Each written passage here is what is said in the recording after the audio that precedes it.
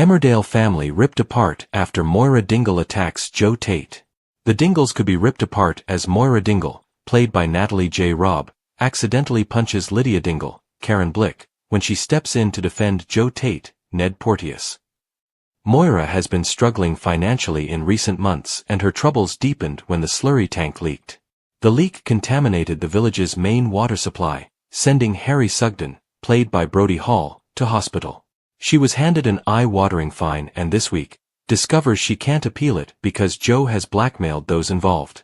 Working with Kim Tate, Claire King, Joe is doing everything in his power to push Moira out of the farm so that Kim can buy the land. In upcoming scenes on Emmerdale, Moira and Kane Dingle, Jeff Hordley, are left seething when Joe warns them about Kim Tate's, Claire King, determination to take their land. Moira assures Kyle and Isaac that they aren't losing their home, but once she's gone, they hear a noise coming from the barn. When investigating, they find two masked teenagers, unbeknownst that one of them is Dylan. Panicking, Kyle accidentally stabs Dylan in the leg with a pitchfork before Moira arrives and scares them off.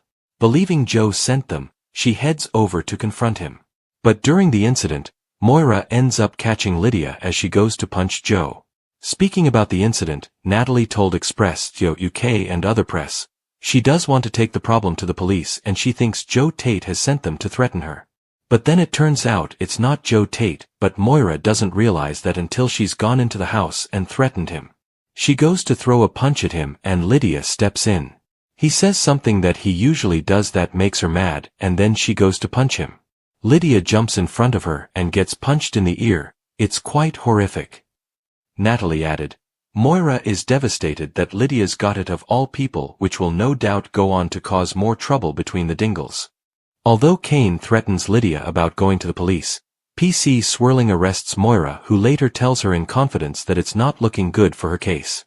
Things then get heated between Sam and Kane at the Woolpack, leading to an ultimatum. Sam must choose to side with the Tates or the Dingles. The ultimatum threatens to rip the half-brothers apart, especially when Sam learns that Kane threatened his wife.